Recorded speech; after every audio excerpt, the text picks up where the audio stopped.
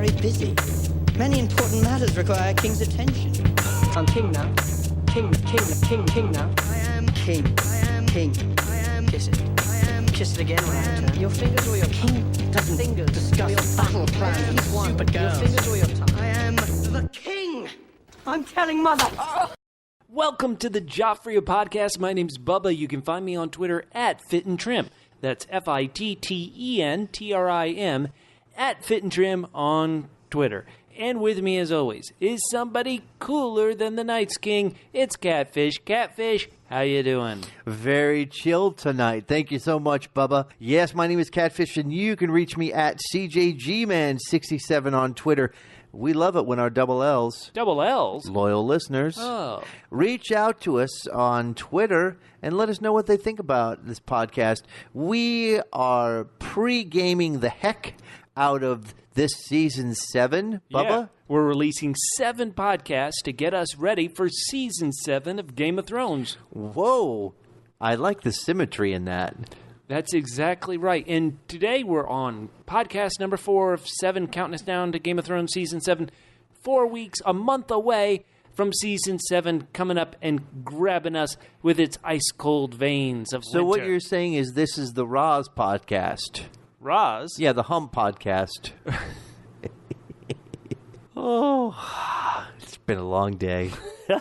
It has been a long day, Catfish. We were just in lovely, beautiful, trendy downtown Culver City, Yes. California, where the Los Angeles Film Fest was happening. We were literally about 10 feet away from the actor who plays Jaime Lannister on HBO's Game of Thrones, Nikolai Coster-Waldau, as he was premiering his new film entitled Shot Caller. It's going to be on DirecTV pay-per-view in about a month, but then it's going to have a short release in theaters.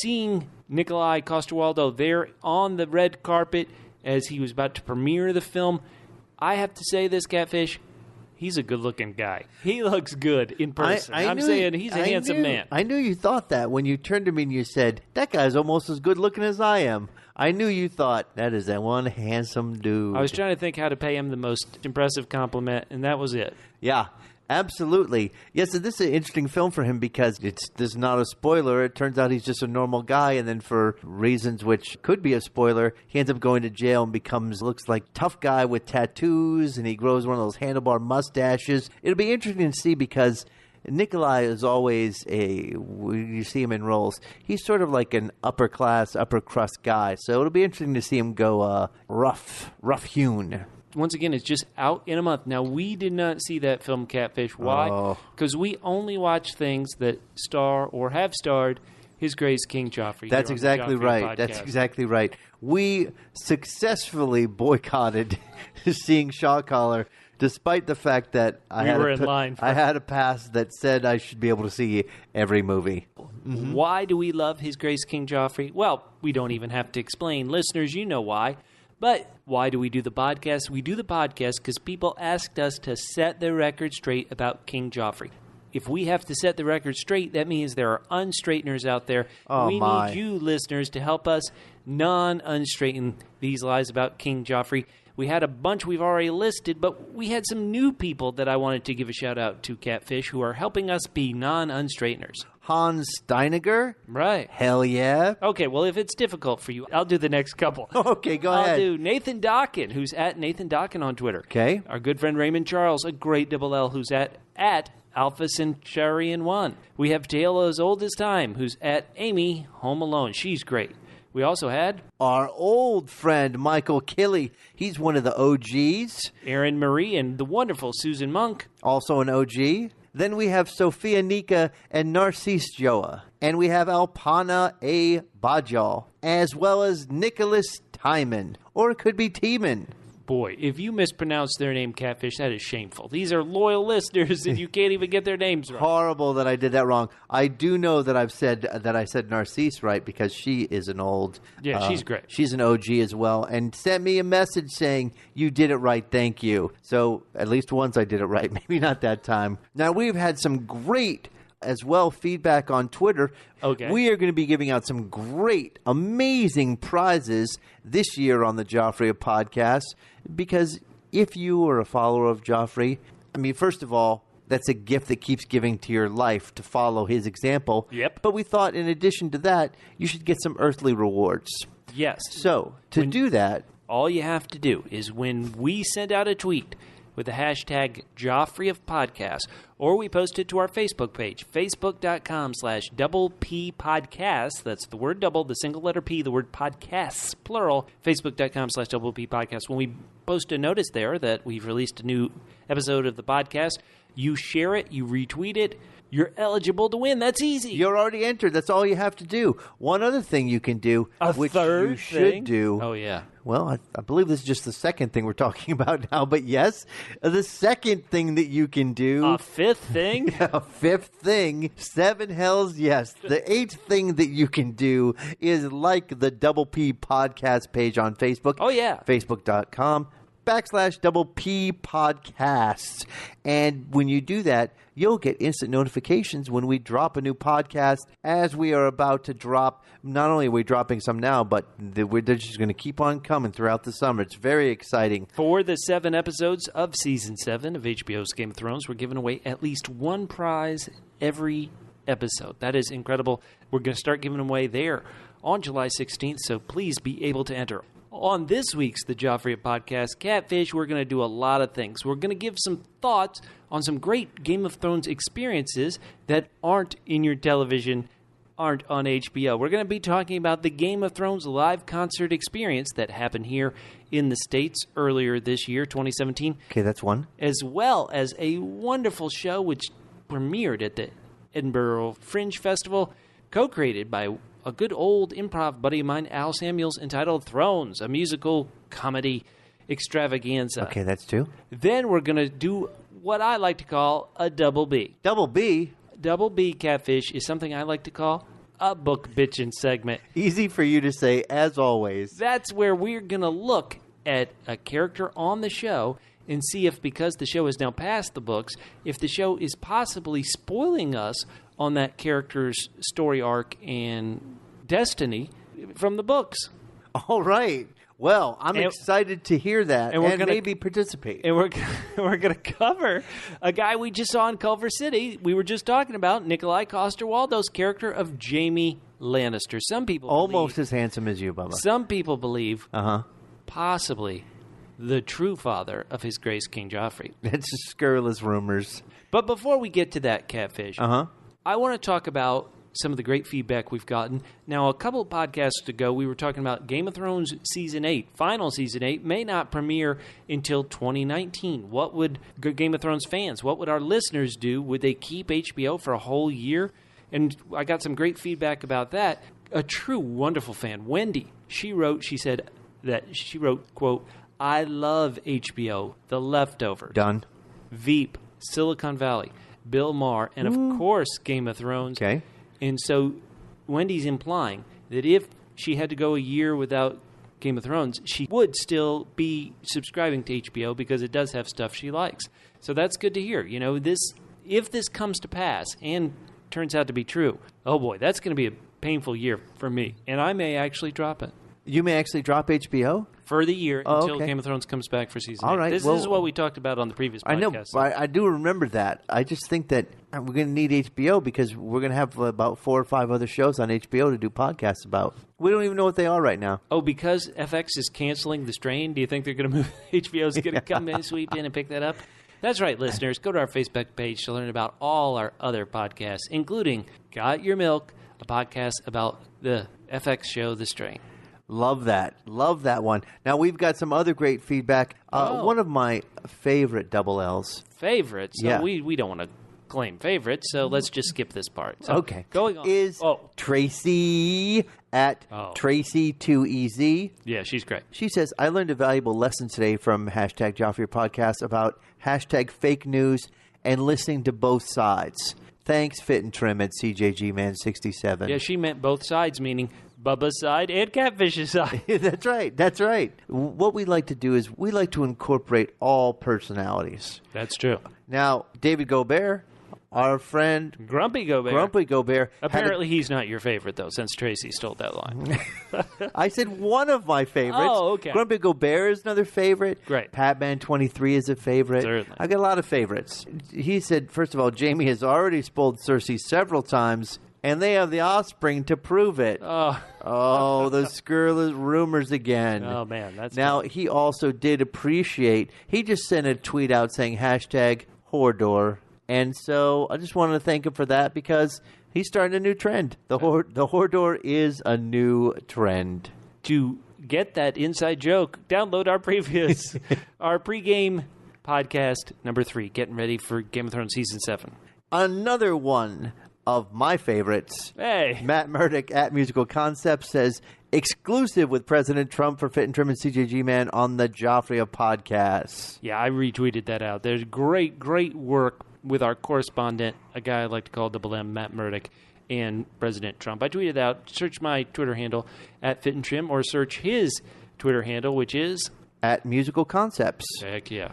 Now, one thing I was wondering about, Bubba, is last week we took some people to task. We did. And I believe we silenced them because I have not heard one thing from them. They haven't come out with a new podcast after we straightened them, our good friends at Radio Westeros. Yeah. And so I'm thinking, who's next? History of Westeros, we got to unstraighten them, or non-unstraighten them. We've got a non-unstraightened podcast. Winterfell again, a great podcast. We got to non-unstraighten them. We're just going to go down the list. Yeah, they have been chastened.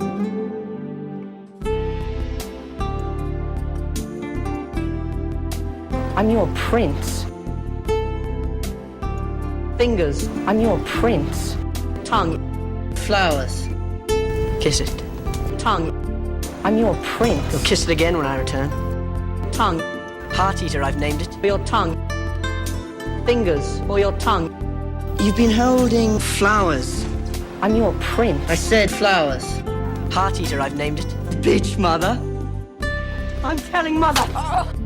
I'm your prince. All right, Catfish, now it's time to talk about some outside your house Game of Thrones experiences. And we're going to start off with Ramin Djawadi's awesome experience he released on U.S. arenas in the early spring of 2017, the Game of Thrones live concert experience. Yes, and it was an experience. It wasn't just musicians, it wasn't just singers, but they had some nice visuals with the screens. They had some smoke. They had some rain. They had trees come up. They had fake snow because winter is coming. It was really an amazing thing. And I would believe, based on the fact that we saw it here in Los Angeles at the Forum down in Inglewood, the fact that it did seem like a pretty good crowd, that there's a chance that this will come back again. And if you haven't gotten the chance to check it out, I think it's actually pretty fun. If you enjoy Game of Thrones, go check it out. It was a very fun experience. But it was more fun for some than others because some people got a very special experience. Perhaps you'd like to share that with people. There was a little bit of difference between, say, the royalty's experience of this concert and the non-royalty experience. So the whole Double P podcast family went down to the Forum in Inglewood. It was me, Bubba, Catfish there. We had our good buddy Mork, as well as my brother Zipper. We all four of us went down to the Forum in Inglewood, and as a slight tangent, I do have to bring this up because it's going to keep coming up. Zipper, my brother, he's lived in L.A. for many years, and for the last 2 years, he hasn't had a car. So Zipper was driving his brand new car. He was so excited. He finally got a car after 2 years, and he's driving us all down to the Forum in Inglewood, and we parked. And then we got some special gifts because we were in a VIP section of this Catfish. We got them as soon as we walked in the door. And so my brother Zipper, he's like, you know what? I'm going to go throw these in my car so that they won't get injured. We won't lose them as we're walking around the concert. He goes back to his car. His bumper was scuffed. That is the right word for it. It was not dented, it was scuffed. And for the rest of the night, we had all these great experiences. We'd hear these great songs, like orchestra would play The Rains of Castamere, and we had the lead singer of System of a Down come out and sing those lyrics as this is happening. Such an incredible experience. And after it was over, my brother Zipper, he'd turn around and he'd go, man, that was great. But can you believe about my car? Oh boy, that was painful. But anyway, so we get there, And we get there about an hour before the show is supposed to start. Right. Because we had 4 people going. 2 of us we got VIP tickets for. And so we go into this area where there's food and drinks and light snacks, and you got to meet Ramin Djawadi, and you got to see some props, and you got to have your picture taken on the Iron Throne. So my brother, we got a couple of drinks, and we're standing... Wait, hold on. So you and your brother went into the VIP area. Right. Not either of your podcasting partners on the Game of Thrones. No. I left Catfish and Mork to starve outside the arena. We got some drinks. We're in line to get our picture taken on the Iron Throne. And we're in line, and it's at the end of this long kind of hallway, secluded area. We finally get to the very front to get our pictures taken on the Iron Throne. When they stop and they say, okay, no, everybody, now's your meet and greet with Ramin Djawadi. So he comes up and stands in front of the Iron Throne and starts taking questions from the audience, meaning he's standing like 3 feet in front of us and says, who wants any questions? Who wants any questions? Everybody there was very shy. And also tied in, because he's looking out at the audience, he's kind of staring at my brother and I. So I throw out a question, and I'm like, how many shows are you doing the music for? Why don't you tell us about that? Because I know that he does the music for The Strain, another show I've mentioned that we podcast about here on the Double P Podcast Network. And suddenly he starts talking about, well, I do this, I do Westworld. All these people in the VIP area, they were all like, oh, I didn't know he did Westworld. I didn't know. I felt like, oh, come on, peeps. Come on, peeps. How do you not know he does Westworld? So everybody was like, ooh, ah. He said he hadn't. This is incredible because it was only 2 months ago. We went to this concert. He said he hadn't yet started scoring Game of Thrones Season 7. Whoa. And so... because they have to get the final edit. Right. You have to get the final edit locked. So he hadn't even seen any of the footage, hadn't started yet. And then we asked a bunch of other questions. His mom was there. So he's finally getting his mom to come see him do this orchestra. Really cool, really good guy. My brother, Zipper, and I, we had to ask almost all the questions because everybody else was kind of hesitant to. So we kept asking. One of the things that we asked that he ended up talking about was that his instrument wasn't really the piano. The instrument he always felt the strongest on was the guitar, which was interesting, and that ties into the end of the concert experience when they come out and play the Bear and the Maiden Fair, and he actually strapped on a guitar, and he played that as the audience left. It was real fun. Wow. Now, so it's funny that you say a lot of people didn't know what else he scored, because I don't know whether it was to share the experience or to rub it in, but you sent Mork and I a text from your special experience, and all I saw was a picture of a guy who was sort of dressed up in Game of Thrones wear and had a really excited look in his eyes. And I think I texted you something like, are there freaks dressing up back there? I had no idea that this is what he looked like. He was surrounded by cosplayers. There weren't many, but there were some good ones. Go to our Facebook page, facebook.com/Double P Podcast, to check them all out. Yeah, it was a great time in this little exclusive thing. We even got our photo with Ramin Djawadi. It was wonderful. To anybody who goes to the concert and doesn't get to experience that, it's like, why go? And so now, Catfish, I didn't see you at the behind the scenes, this special meet and greet with Ramin Djawadi. Oh, that's right, sorry.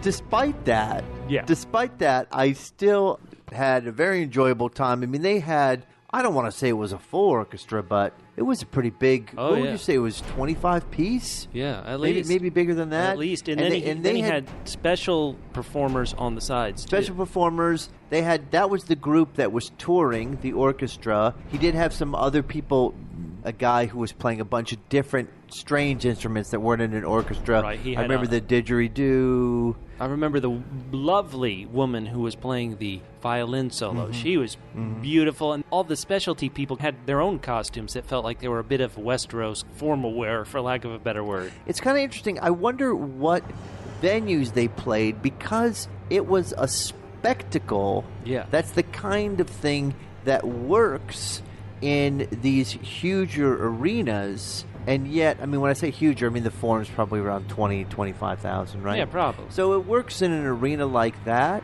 And again, in Los Angeles, it was filled up, but I don't know how many arenas you could hit and get people to come for the Game of Thrones musical experience. So they probably only hit big cities, right? It felt like it. I'm pretty sure they opened in Minnesota, in Minneapolis, Target. Oh, that's Mork's hometown. It is. So, listeners, if you went, go ahead and share us some of your photos from this great Game of Thrones live concert experience. And once again, listeners, if you haven't gotten the chance and it comes back before Season 8, go. I think you'll have a really, really good time. We ran into our great podcast Winterfell friend, Kelly Underfoot, there, and we snuck her down to some seats right by the front. It is the music, but they tie it with some great video screens to help you remember the kind of scene which this took place in. They had fire as well. And I will say this, too. Yeah.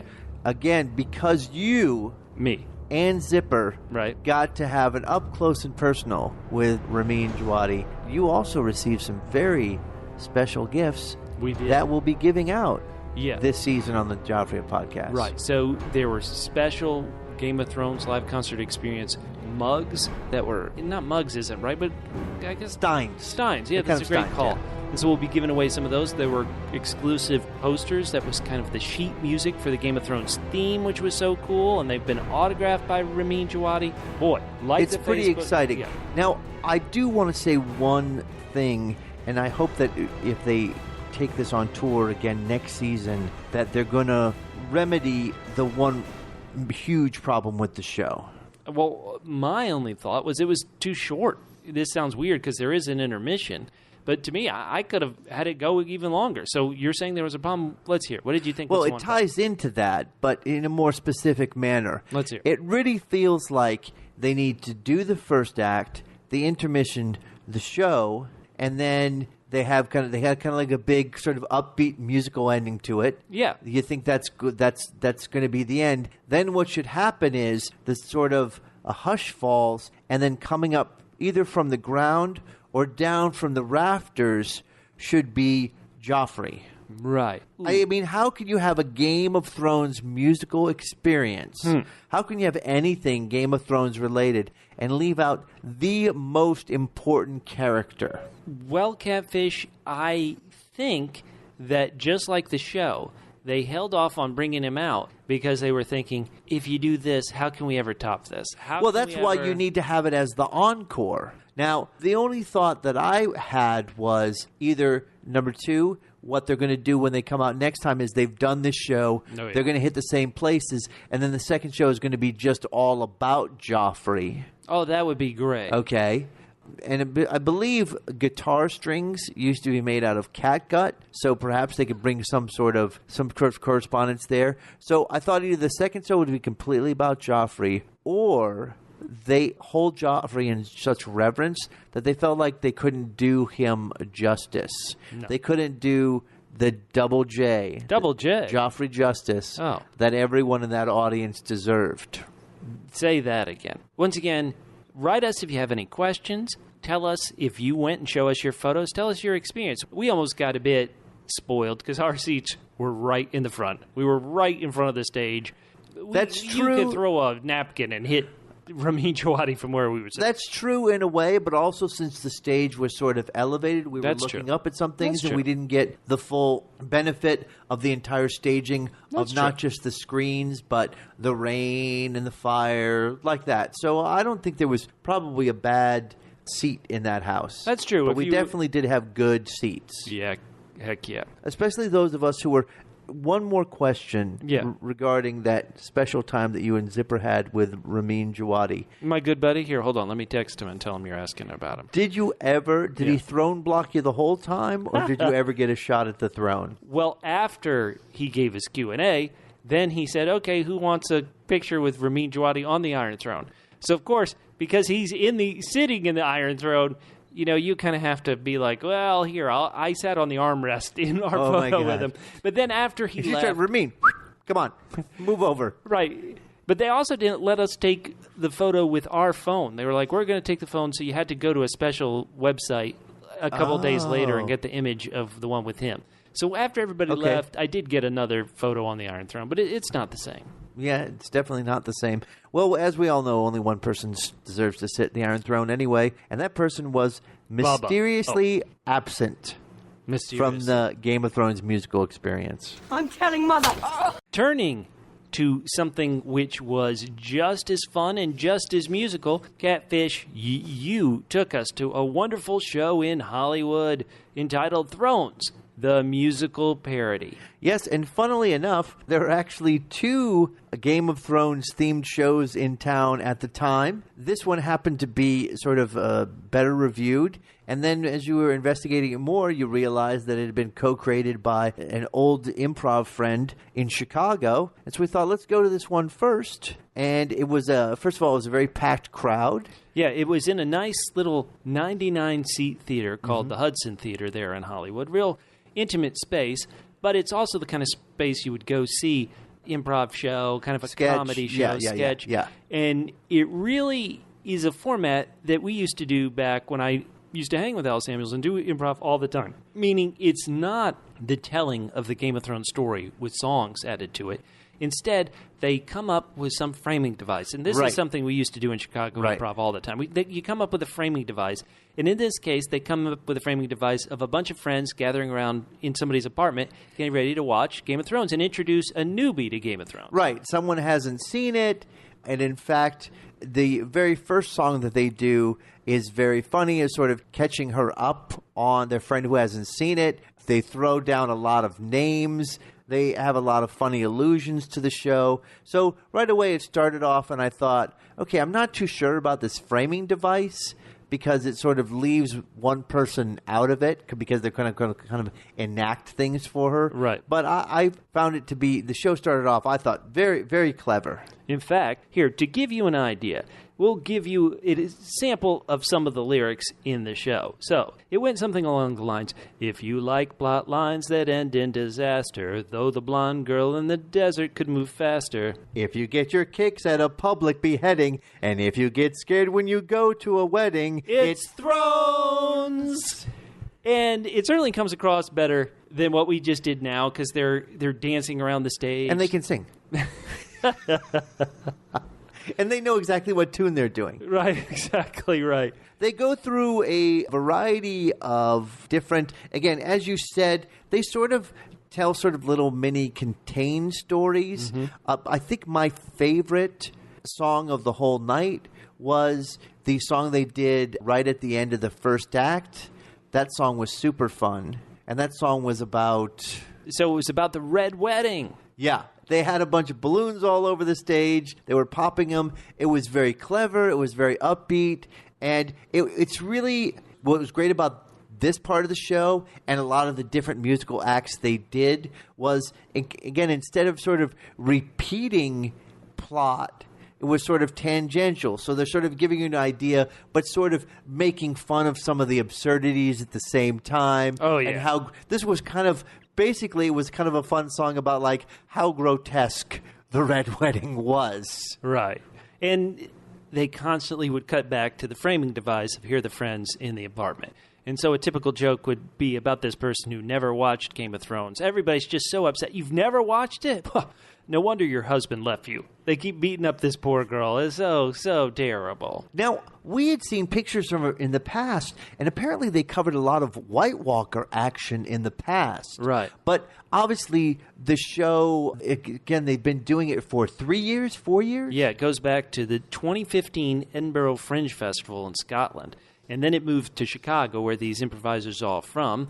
And then Al Samuels, my buddy, was the one who led the launching of it out here in L.A. So obviously, it's sort of a living show in that they appear to have made a bunch of changes based on just season 6. Yeah, they added in a hold the door moment. Yeah, that was interesting. There was a really cool,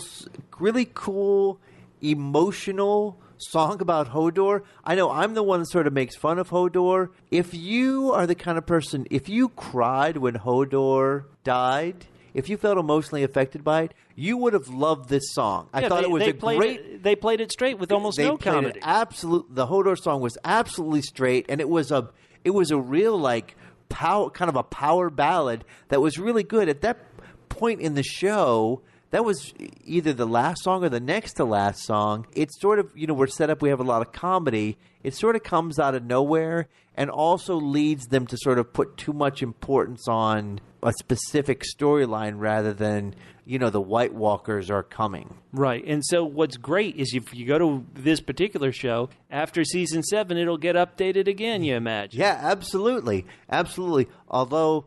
I presume they will keep the Red Wedding song Of the end of course, the yeah. first act. Just so when you can marry clever lyrics and a really catchy song like they did there, you walk out of that show at the end of the first act going, oh my God, they have really, I'm so excited to come back for Act 2. So the show is concurrently playing in Los Angeles and Chicago. If you're anywhere near That's Chicago... the deep dish version. Anywhere near Chicago, anywhere near L.A., need a fun night out, and relatively cheap, too. Thrones, the musical parody, really fun Yeah, show. if you can find it, go get it. You'll enjoy it. There might be some groaners, but overall, you will really find yourself entertained. And the one thing that I love about it is that we never try for laughs here on the Joffrey Podcast. And we succeed. That hurt too much for me to say, continue on. And so if you're the type of person who can enjoy this show and yet still have some laughs about it, you'll really have a good time. Absolutely. Many important matters require a king's attention. All right, Catfish, it is time to get to something I like to call a double B. Double B?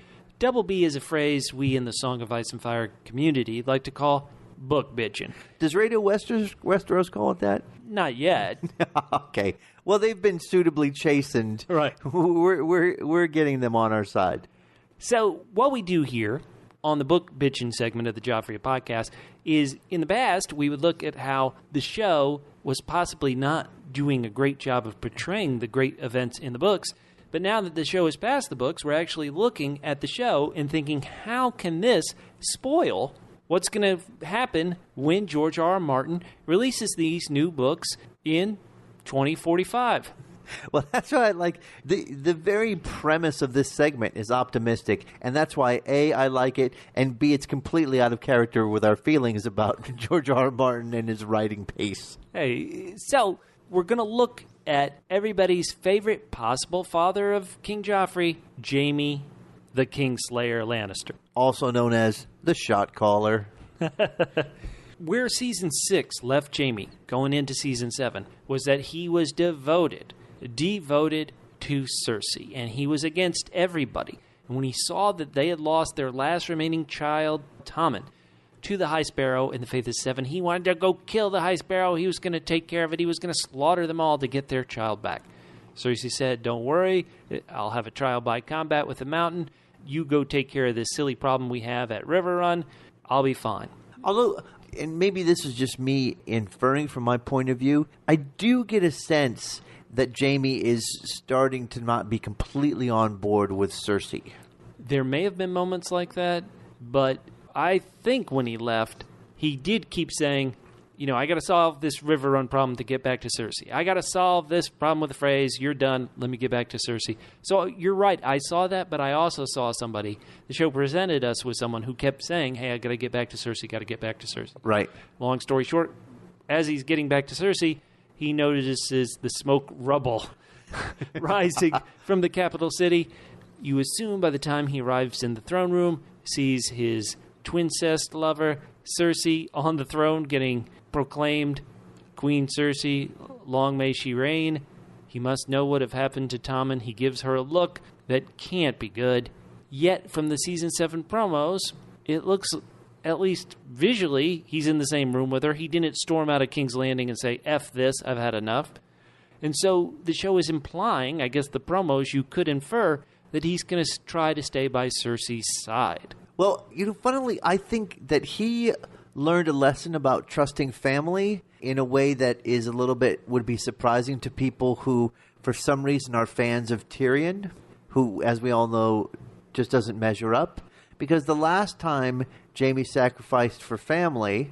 He sacrificed a different family member, sacrificed his dad. a different family member, right? So he'd learned the lesson that, although Tyrion's never done from what Cersei's done, cross fingers, knock on wood, I hope, he's had some sort of awakening in his time with Brienne. That's true. When Jaime last referred to Tyrion, he was talking with Bronn in Season 5, and he said, if I ever see him again, the person who killed our father, I'm going to kill him. So it'll be interesting if Tyrion and Jaime run into each other, if Jaime will still have those thoughts. But here's where we get into the tricky part about what we call book bitching. In that Jaime's storyline, where we left him in the books, is so far away from where he was in the show that it makes you wonder if the show is completely inventing things, if the storyline he's involved in the books will quickly wrap up and there will be nothing to it. So real quickly, let me go ahead and set this up for everybody. Paint me a picture. Just as he did on the shows, in the books, Jaime heads to Riverrun to take over the castle and give it to their partners in the Red Wedding, the Lannister partner in the Red Wedding, the Freys. He arrives, just as he did on the show. He threatens Lord Edmure's, in this case, unborn child in the book, as opposed to born child on the show. He says, look, do it. Long story short, the Freys do get Riverrun. There are hints that there are what you would call Stark sympathizers, what you would call Tully sympathizers who are going to undermine this quote-unquote peaceful takeover of Riverrun, but that has happened. But there is a whole other side of the story, a Brienne side of the story, which the show has seemingly tossed aside. And this is where we get to everybody's favorite Double L. Double L? Light Lord. The Lord of Light, R'hllor, as it's called in the books. They have been granting people the ability to bring people back from the dead. Got it. Back in Season 5, we met the Brotherhood Without Banners, and there we saw disgraced Red Priest Thoros of Myr suddenly finding a supernatural power and bringing back Lord Beric Dondarrion back from the dead. It happened on the show in Season 3, Episode 5 of Season 3. We saw this guy get brought back from the dead. That sets up at the beginning of Season 6, where Melisandre uses, quote-unquote, the Lord of Light's powers to bring back Jon Snow from the dead. But as you constantly talk about Catfish, there was another character in the books brought back from the dead. And if we haven't done it already, let's give a spoiler warning. If you don't want to know about if you don't want to know about what happens in the books, you got to jump out now. Although I used to be concerned, as far as the spoiler alerts, that this character might actually come back in the show. This character, but that is not happening now. But at some point, we thought it could be possible. It could be possible. We didn't want to ruin it, right. But it's not happening now. But it has happened in the books. So if you haven't read the books and don't want to be spoiled about the books, jump out now, because 3, 2, 1.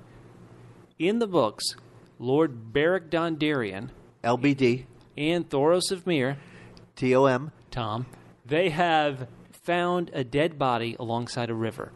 And pretty much Beric Dondarrion gives up his life so that Thoros of Myr can bring back from the dead Catelyn Stark. Whoa. Catelyn Stark? I thought she died in the Red Wedding, Bubba. She did die in the Red Wedding, but in the books, they brought her back from the dead, and her being alive turns out to be a cliffhanger / epilogue to the third book, A Storm of Swords. Now, quick question, Bubba. Yeah. We all know that when Jon Snow came back, he was just as mopey as he was before. His character seemed relatively unchanged, despite the fact that he was now living, whereas before he was dead. So I assume that Catelyn Stark is exactly the same way when she comes back from the dead. Not at all. Because her throat was slit in the Red Wedding, she can't really speak now that she's been brought back from the dead. She literally has to stick a couple of her fingers into her throat to help her make any sounds, and there are barely any sounds. Too much smoking. Okay. Plus, she was in the water so long that she kind of has what I like to call a fish look. A fish look. Kind of. Okay. Kind of sloppy. So basically, her name would have been, if not for it's already in use. If her name this name hadn't already been in use, you would be calling her Gilly. Right, exactly right. Because she was brought back from the dead and remembers the Red Wedding, she is P.O. Not that Catelyn Stark wasn't occasionally mad or angry or wanted revenge, but the character she's reborn as, referred to instead of as Catelyn Stark, called Lady Stoneheart. Okay, but I just want to make this... She is ready for revenge to kill everybody and kill anybody who has done her wrong. So, but quick question. So your sense of it is that she's essentially the same person. None of the nature of her character has changed. It's just that she's the same personality, just dead set on revenge. Well, I would go a bit further than that and say that the books and even the show hinted this about Beric Dondarrion, is that when you come back from the dead, you lose a bit of yourself. Yes, it's you, but it's like you without certain memories, without certain thoughts, without certain emotions or feelings. Right, so it's like Pet Sematary, but for humans. Exactly right. But that's not what happened to Jon Snow, On presumably the show. because... On the show. We haven't Right, seen what okay. happens to him in the books. Right. You're right. On the show, he came back as a mopey moperson. But here, come on. This is about Jaime. We've really left Jaime behind. Oh, well, I'm just so excited because I've wanted to talk about Lady Stoneheart for years. But okay, let's do it. It's about Jaime. So, Jaime has relieved the siege of River Run. He runs into Brienne of Tarth. Now, let's do a little side tangent about Brienne. Brienne, who was looking for Sansa, who was looking for Arya, even though everybody thinks Arya's dead in the books, she's really just looking for Sansa.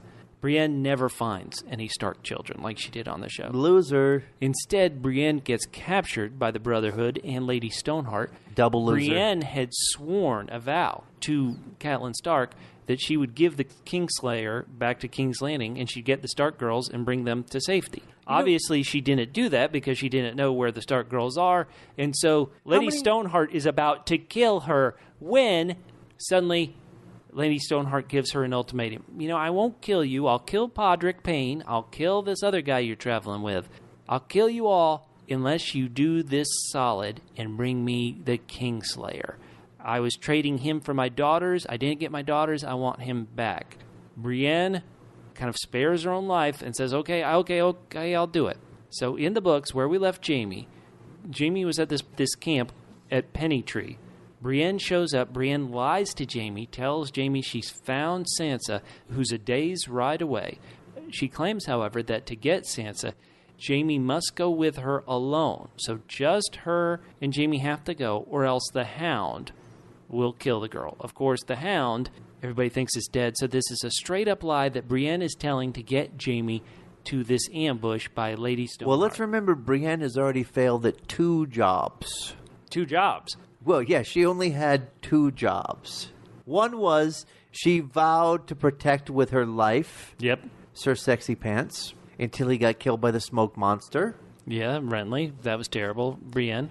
Right? And then she was supposed to bring back the children. Also failed at that. This is her 3rd shot and final shot. Well, it does look like she has got Jaime. So, once again, Jaime's book bitching. In the show, this has not happened at all. Jaime isn't in any danger, while in the books, Brienne is bringing him to an ambush by the Brotherhood Without Banners and Lady Stoneheart. So, one thing I've said before on our good friends at Podcast Winterfell show is that this makes me believe somehow that Jaime is not going to be killed by Lady Stoneheart and the Brotherhood Without Banners. Why?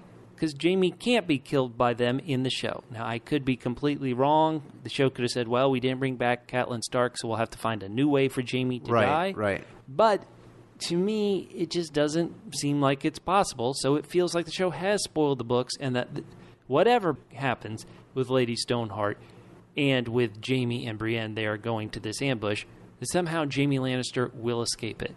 You would also think if Jaime is the Valonqar, and we talked about this prophecy in our Queen Cersei book bitching, if he's the one who will choke the life out of Cersei, he couldn't die from Lady Stoneheart in that scenario either. So it makes me feel like, well, if Jaime doesn't die from Lady Stoneheart, and he somehow escapes that situation he's being brought into, maybe Lady Stoneheart actually doesn't have much to do with the books, and so I consider that an even bigger book spoiler that the show has given us. Now, as far as where the book starts, especially where Jaime and Cersei start at the beginning of the books, and where they start at the beginning of the show, I think as far as the show has come, it would be more satisfying for the viewers of the show for Jaime to become the Queenslayer if Cersei is indeed on the throne, because they've seen the growth that he's had. Do you feel the same way about the books, that it would be satisfying if he were the one to finally realize Cersei has gone as crazy as the Mad King, and once again, it is my job to restore a little sanity to this world? The show, I believe, relatively closely mirrors the book as far as Jaime's kind of awakening from being a total bastard, obviously not an actual bastard, but someone with a bastard adjacent attitude, and seeing how he has really awakened and become a better person, like you said, primarily from his time with Brienne, a true knight, and that is inspiring him to try to be a true knight. Would a true knight be a Kingslayer, kill his sibling? I don't know. I think it'll be interesting. The Valonqar prophecy does tie up the tidiest if it's Jaime. Maybe it's too predictable, but it's kind of a tidy tie-up if it's like, okay, this is the person who kills Cersei. You would also think that one thing that the book series and the TV show keeps doing is that you get killed by, quote-unquote, your allies. Think about this. You can go back to, what would be a good one? Viserys, the very first season. Viserys makes this deal with the Dothraki. I'll give you my sister, you give me an army, everything's great. What ends up happening? The Dothraki he made the deal with and his sister end up killing him. But they did get him what he wanted. The crown of gold. Golden crown, sure. Robb Stark, Catelyn Stark, they have their bannermen, march with them to war. Sure enough, one of their bannermen end up killing them. It's not the quote-unquote enemy, it's the bannermen who kill them. The people who they've made deals with the phrase. Right, and this would be the unkindest cut, so to speak, because, as we know, they're not just brother and sister, but they're lovers, but also that you can imagine that even though, if Jaime did it and realized the validity of it and how necessary it was, that would still be a crushing blow to him as well. Oh, for sure. That would definitely be. King and Kingslayer, it's tough. Right, but I just want to go further into this. It's your allies who kill you, not your buddies. Jon Snow. Who stabbed Jon Snow? Other Night's Watch members. Who, is it presented, killed King Joffrey? Now, King Joffrey faked his death, but who do they want you to think killed him? His allies, the Tyrells. Right. On the show, the Tyrells married the Lannisters, who ends up killing almost everybody in House Tyrell, the Lannisters. So, once again, it's this scenario that George was so smart to do, to always set up somebody, okay, this is somebody you're cool with, now you'll be the one to kill him. And don't forget the irony of a guy named Hodor dying while holding a door. It would seem to me that his ally was the door. You would think so. So, let's go one step further. If Jaime is the one to kill Cersei, who could kill Jaime? Who is his ally? Who would kill him? Tyrion? Brienne? Well, at that point, it could be Brienne. I almost feel like at that point, though, kind of where I was leading to was he realizes I have to do this. But then that's it for him. He's got no more allies. He's killed his lover. It's just that he basically just takes himself out of the equation. Maybe he becomes a priest, starts putting up chapels in the middle of nowhere, hangs out with the Hound. That's him true. and the Hound. Jaime and the Hound. He's gone a physical transformation in the books as well, not just losing his sword-fighting hand, but in the books, he's grown a beard and shaved his head and looks more like, from what we know, a character known in history as Duncan the Tall, who's a very popular character in George R.R. Martin's novellas about Dunk and Egg, they call it. And so Dunk, in the Dunk and Egg series, theoretically died at the tragedy of Summerhall, which feels like an explosion of wildfire, which was Aegon Targaryen's attempt to rehatch dragons with wildfire that ended up just killing a bunch of people. So could Jaime die in a wildfire explosion? Boy, that is too deep in the woods. But now let's get to something, Catfish, that we've been talking about a bit, and we're going to keep doing in these run-ups to Season 7. Is Jaime Lannister a triple S? A triple S? A Season 7 survivor. And because we've talked about so many characters tied to Jaime in the books, let's go down the list, and we'll hold off on Jaime for a second. So we mentioned Beric Dondarrion. He's lived his last life in the books. He gives himself up so Catelyn Stark can continue living. He's alive on the show. Last we saw him, he, Thoros, and our resurrected the Hound are headed, quote-unquote, north. Is Beric Dondarrion going to be a Triple S Season 7 survivor? I say no. I agree. There's no way Lord Beric, who really hasn't been in the show much. Well, that's my other question. Is he an SSP? SSP? Yeah, Season 7 participant. Well, they have released photos of him from the set.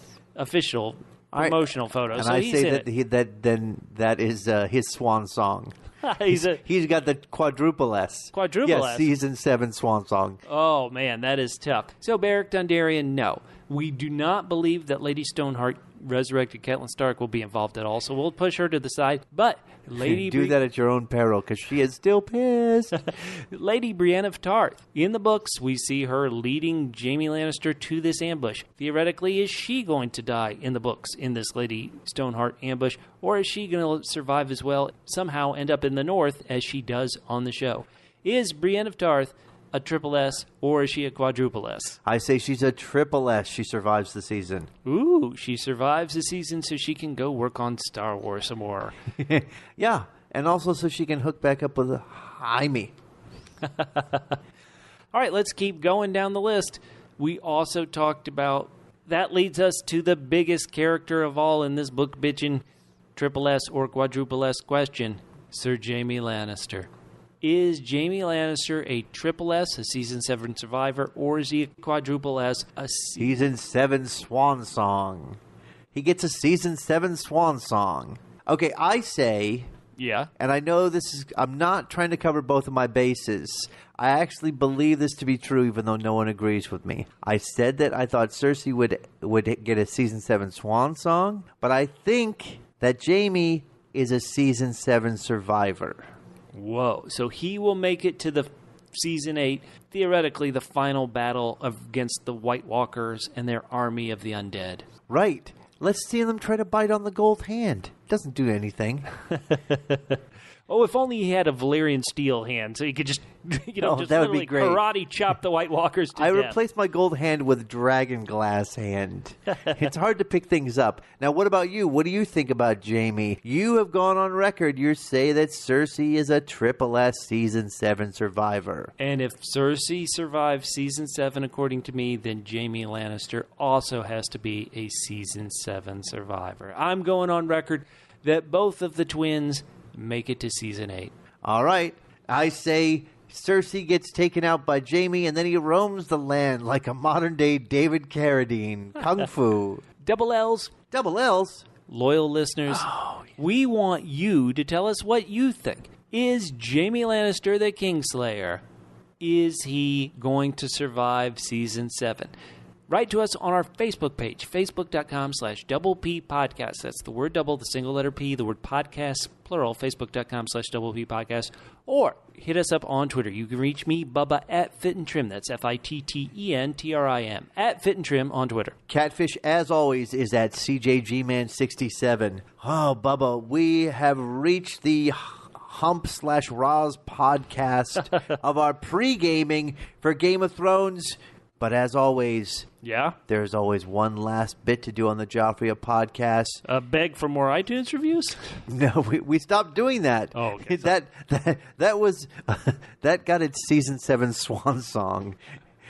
We have to do every week. We select what we call the Joffrey of the Week. That is the person or persons, real or fictional, who represent the spirit of Joffrey, our great king and leader, the greatest real or fictional character in the history of the human race. I don't know how we do it, but every podcast we pick our Joffrey of the Week. Well, and listeners, you can nominate your own. We want to hear from you. Oh, yeah, please nominate your own. Again, don't be intimidated by saying to yourself, I can't think of anyone who's exactly like Joffrey. Of course you can't. All you can do is find someone who this week reminded you of either the virtues of Joffrey, just one facet of the majesty that is King Joffrey Baratheon. And, Bubba, this week, I went a little bit different with my Joffrey of the Week. Oh, no. Usually what I like to do is, as we said, pick someone who reminds me of one special aspect of Joffrey. But this week, for my Joffrey of the Week, I picked someone who made me feel the way I feel about Joffrey. No, that can't be. It can be. Are you sure? It can be, and it's someone I like to refer to as WW. Double W? Yeah. It's someone I like to refer to as Double W. Double W? Yes, Wonder Woman. Oh. Gal Gadot. You mean Double G? Double G. Gal Gadot? Yeah, Gal Gadot. As I watched Wonder Woman, I begin to have the same kind of feelings, rumblings stirrings in my psyche and also my physical plane that I feel whenever I think of or watch Joffrey. Wow. Yeah. That is crazy. I had almost a double T feeling. Double T? Yeah. Tumescent Tommen. Oh, no. So, because she stirred feelings in me that I haven't felt since the last time I saw Joffrey. Yeah. I'm giving Double G. Double G. Gal Gadot, who plays Double W. Double W. Wonder Woman, my Joffrey of the week. Holy smokes. That is incredible, Catfish. I thought it was. I didn't. The reason why I gave it to her because the way she made me feel is because honestly, I never thought I'd feel that way again for the entirety of my life, Bubba. I just want to thank her for reminding me of what it feels like in my body to be reminded of Joffrey. Wow. Well, that's been this week's episode. Oh, no, wait hold on a second. Yes. I know it can't be better than mine. Never. But did you have a Joffrey of the week, Bubba? Well, Catfish, when you think about a Joffrey of the week, okay, you have to think about somebody who is a world leader.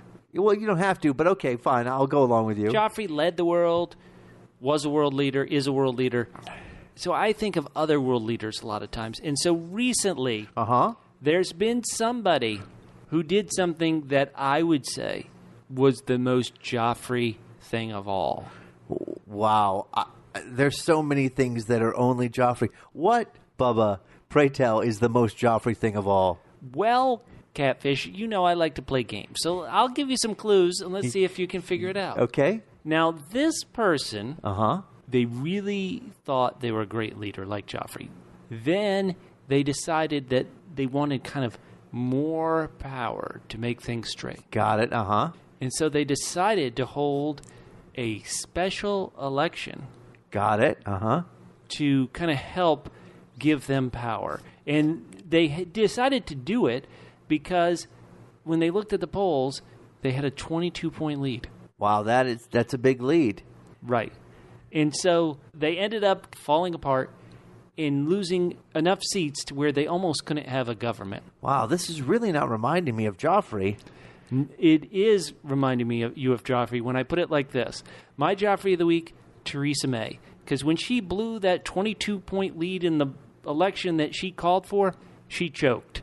Just like Joffrey choked at his wedding. Now, Joffrey survived it just like Theresa May did. Because Theresa May, in that election, she could have been knocked out of office. But just like Joffrey, she was down. But just like Joffrey, she's not out. She's combining with some people from Northern Ireland, where they filmed Game of Thrones, to some real winners from Northern Ireland to make a government. So Theresa May, for being like Joffrey, having Joffrey's haircut, and being as pleasant as Joffrey, Theresa May, British PM.